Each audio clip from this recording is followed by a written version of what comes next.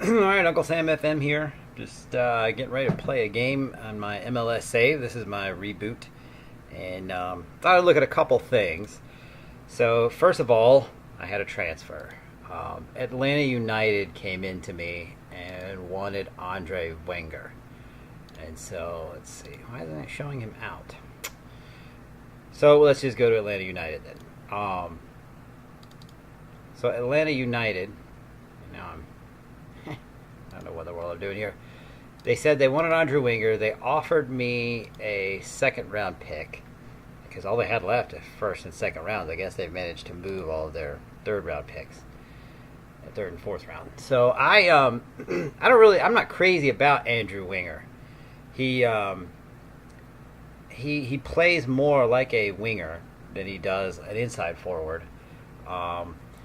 Overall skills not great, as you can see. I mean, good. He's an okay player, but his vision's not good for passing. Doesn't make great decisions. Obviously below average in both of those categories. So he's definitely not a guy that I would value highly. So I was willing to kind of take whatever I could get for him, and so. Atlanta United came to me offering a second round pick. I tried to get a first round, negotiated a little bit. They said no, but we'll give you a second round pick and I think like $150,000 of allocation money, which, as we've said before, is like monopoly money. And so I agreed to the trade and sent him on, and now he is with Atlanta United. And I then wanted to go find a winger who could kind of replace him, that could step in. And the problem is, I don't have any international players left, or international slots left. And there's not a lot of guys that not many of my international players am I willing to send on loan. So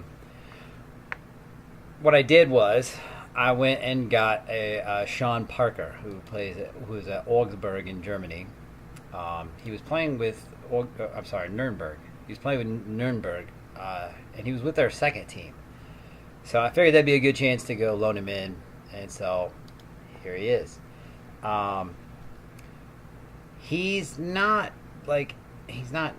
a drastic improvement over Wenger, but he's better in some areas. He's a good finisher, so he can play on the right or or striker.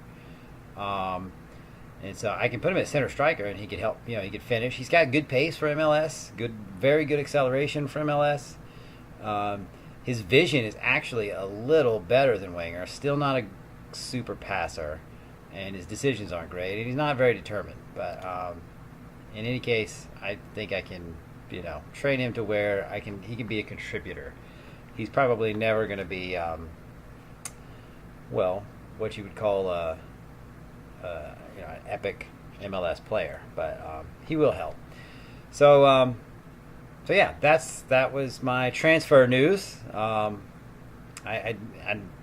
If I can get Sean Parker to keep, I probably will. As you can tell, his potential is high, but I need to help him with his determination. So if I get him on long term, I'll try to do that, because I think I might be able to develop into somebody that I can play and then sell. That's obviously what I always try and do when I bring guys in, is sell them for more than it costs me to get them. So now on to my match that I'm about to play. So far it's been really good, the last few results. Really struggled early on. Right, really struggled. Had trouble at home against Columbus. Drew. I mean, we dominated the match, but couldn't put anything away. Got a huge win at Portland, and I was kind of hoping that would be the kickstart to, a run of form. But then we played the Red Bulls at home and couldn't get a finish. But then we had a really good run of form. The New England match was not. That was kind of a back and forth deal. I actually was not super happy with it. But then we turned around and played Minnesota at home and absolutely played the perfect match. it's one of those matches where everything just sort of came together. My guys finished over half of their chances, so that was that really kind of started me to where I am now, because then I played San Jose at home, continued my, picked up right where I left off with Minnesota, dominated the Earthquakes, and got walked out with a 3-0 win. Then I went up to TFC, who is probably the best team in the league, like talent-wise, and got out of there with an 85th minute winner by Kyoto after falling behind 1-0. So good win. Then we played Orlando at home, and another good performance, solid 2-0 win where Albert Elise scored a couple goals. And that brings us to now, playing Vancouver. And the MLS scheduling gods have again smiled upon me. Hopefully anyway, because Vancouver they are fatigued. As you can look at their match condition and see that it's low, and that is because they just got done playing Edmonton in the Canadian Championship with only 1 day in between. So that should mean good things for me. So we'll go into it here and see how we do. Let's see my rotation. If I played Manotas in the last game, I did. So I'm trying to rotate a little bit here, get different guys into the game. Sean Parker is not quite fit enough to put in yet, so I'm probably going to sub him in at halftime, depending on how the match goes. As you can tell, Kyoto, he's at full fitness. So my plan is to pull Kyoto off at halftime, put in Sean Parker, see what he can do, and then go from there. Start getting him fit, getting him match fit, ready to play. And then I'm going to give Parker a number, so let's give him number 11. It's kind of the position that he's going to be playing. And here we go. I have to apologize. You might hear the whir of a little fan. That's because I have a fan going. I just mowed my grass, and it's a little warm here. And where I live is extremely humid. So trying to cool off a little bit.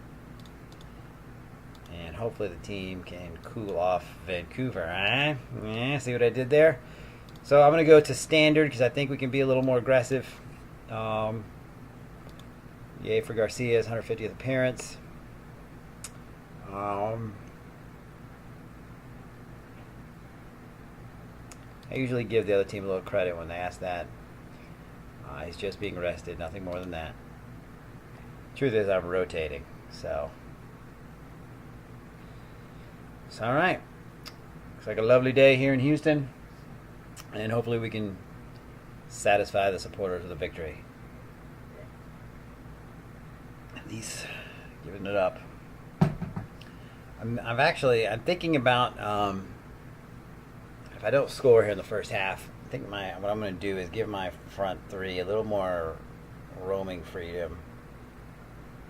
There's at times, and Garcia is going to get a yellow card of his 150th appearance.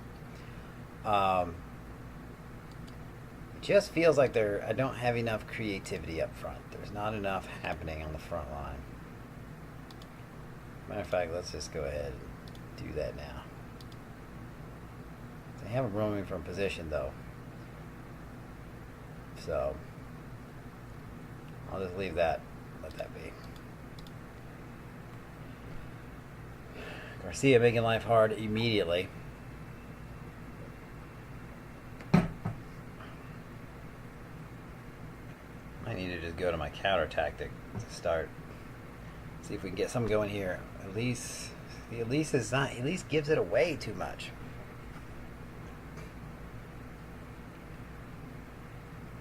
Oh, and there we go. Goal on a free kick. And direct. Alvarez puts it in to Elise. Elise does do that well. He gives the ball up way too much, but you know what? He finishes. I think he's got 10 goals this season. So in all my saves, he finishes like a madman. Those look like they're pushing up a little bit. So let's go counter.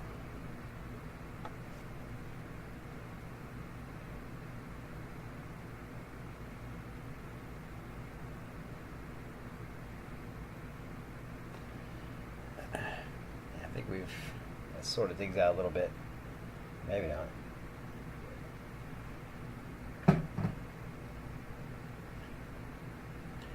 Martinez switches play to Alvarez, back to Gil. Gil to Kyoto. Kyoto to Martinez, to Alvarez, Lundqvist. Which he's losing the ball again. I am rotating Lundqvist with Beasley. Beasley's older, and as I'm hoping to stretch out his effectiveness over the course of the season. And then Lundqvist is younger, so I want him. I do like him at left back. He does well in attack. Go take that ball, at least. So I like pressing with my front three because they create things like that. They create, hopeful long balls that my back line is pretty good at intercepting because they're usually in position. My assistant manager always tells me to mark people at the corner. I don't give up many goals on corners, so I don't really see the need to do that. Martinez gets a yellow. We'll ease his tackling as we go into the half.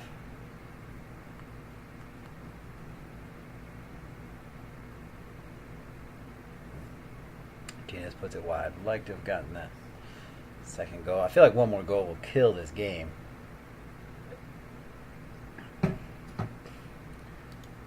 Alright, so pep talk. Happy with the performance so far. Keep it up. And then I'm going to go sub in Parker for Kyoto. We're going to keep that plan. And I need to lower Martinez's tackling.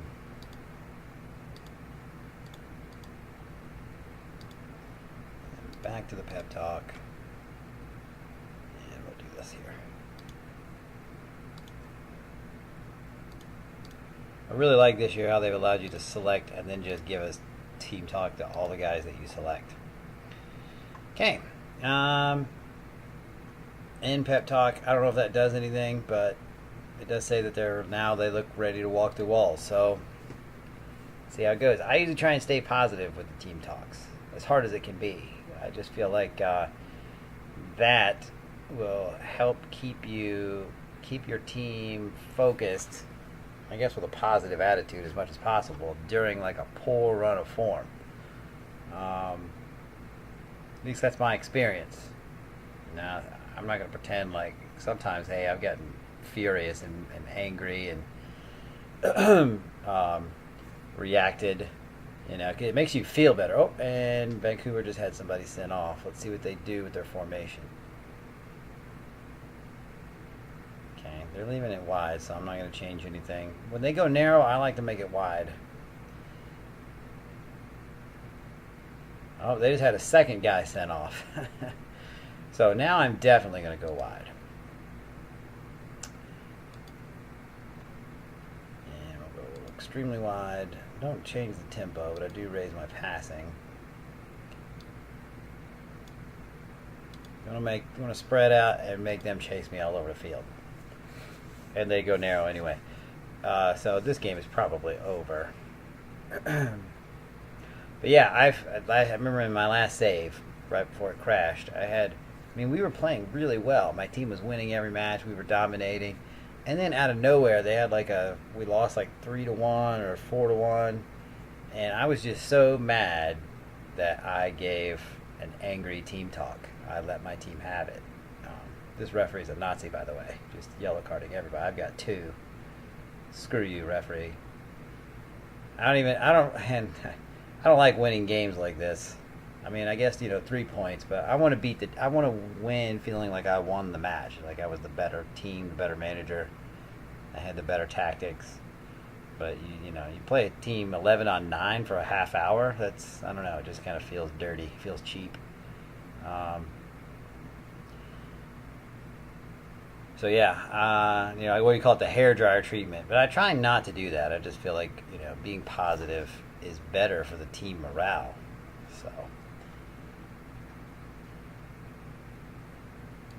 So dominating. Don't want to get too crazy with things, but I am gonna sub somebody in here. I'm gonna give Mimo a shot. It's one of my young guys. He is a Dynamo Academy product. So I do want to I don't think he'll ever be like a top level MLS player, but he'll be somebody that I can, trade or um, he'll be a serviceable player. What else can I get in? Well, Manotas is a young guy. Let's get him in there for Alvarez, who's ancient. I'll give me somebody else. Give me fresh legs up front. Chasing down the ball. So yeah, it looks like we're going to win this. I probably could have gone more aggressive, but let's just get out of here with the win.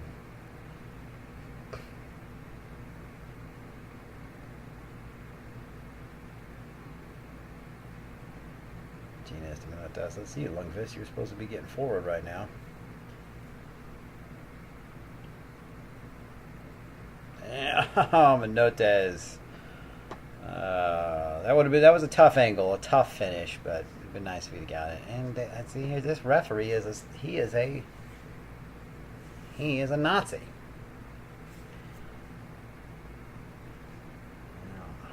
Normally I just want to get this over with, but I'm going to make sure that De La Garza doesn't get sent off. And then I just gave one to Parker. Now, to be fair, I have Parker on hard tackling, so I guess that's a little bit him, but still. Look at that. We got 9 yellow cards given away in this match. Oh, and here's number 10 to Elise. Come on, guys. Can we not just end this game? I just got a warning. Okay. Like De La Garza, I'm going to be going into a really important match, and he's going to have to be serving a yellow card suspension. All right, so 1-0. Meh. Probably should have put another goal or two in. I mean, look at that. We played over a half hour against 9 guys. Instead, we just kind of played keep away. To be fair, they packed it in, but we got to score more against that. That kind of, my front three just aren't creating anything. I'm actually thinking about just accepting that right now I don't have the team to create the goals that I want. But I want my team style to kind of create. But if you look at the guys that I have that play in the front, so Elise 15 pace, 14 acceleration, that's good. Alvarez, actually, I think he's kind of slow. 12 and 12, not great. But yeah, Kyoto, 14, 12. Manotas, who's usually one of my starting wingers, he's 14, 14. So I've got good pace for MLS. And Parker now is 14 and 15. So what I'm thinking about doing is just playing how the Dynamo play in real life. They're not a closing down team. They're more of a spray it to the front three, let them chase the ball, and it actually works. Like well, I think teams are kind of figuring them out a little bit, so they are struggling to create chances now. But they're kind of, I guess you call it a counterattacking style, although it's not entirely. Like those front three guys will go and tackle it off the back line. In real life they have good work rate, but that's their style. They don't try and play like a possession team. They really don't even care about possession. They just they try and win it and then hoof it long and to one of our front three who are fast. And so when it works in real life, it works well. First game of the season, Atlanta United came in not ready for it, and Dynamo won 4-0. Then a couple weeks ago they played TFC. It was a TFC second squad, Toronto FC, because they were saving their first squad for Champions League, but that second team was not ready for the pace and the quick attack of the Dynamo, and Dynamo won like 5-1. So when it works well, but when it doesn't work, it's ugly. And so, but I'm thinking about putting that in, at least maybe for away games, which I do have a big one coming up at Philadelphia, and then at Atlanta United. And Atlanta United is one of the best teams in MLS. They've got a good attacking young team. They're good, and it always shows in Football Manager. They usually they usually control MLS in my saves for at least the first couple seasons. These are my experimental, whatever, my tests. So yeah, I've got that. I've got to look forward to that match in a couple weeks. So next up, we got Philadelphia away. I'm thinking about playing my second team since it's 3 days before Atlanta United, and I want to have my first team out there for Atlanta United. And then after Atlanta United, I got the big match against FC Dallas. That is one of the El Capitan Cannon Trophy matches. So I think we played Dallas 3 times, yeah. So we need to do well in those 2 matches right after Philadelphia. Those 2 are big. Atlanta United at FC Dallas. So Philadelphia might be an experimental opportunity, chance to play some young guys. I've got 5 days to get everyone rested up, so I fully expect that my entire team will be ready. But looking ahead, that's kind of the deal. And as I said, Elise, you look at Elise, I've got the goal scorers listed here. Elise he's on a tear. So, 1, 2, 3, 4, 5, 6, 7, 8, 9. Yeah, he's got 10 goals in league play. So he is, let's go to the stats. We'll just go a little detailed. Yeah, he's a leading scorer, tied with Wondolowski. And so he's a good finisher for whatever, but gives the ball away a lot. You can see vision 9, passing only 11, decisions 8, but finishing 14. And while that's not great for like Premier League and EPL, it's high in MLS. So his training is all over the place. He needs to focus. So with that said, this was Uncle Sam, and I'll be signing off. We'll see you next time, and probably right about when I'm getting ready to play in the U.S. Open Cup. So subscribe, keep up. If you have any suggestions, any questions about playing in MLS, just put them in the comments, and I'll answer them as best I can.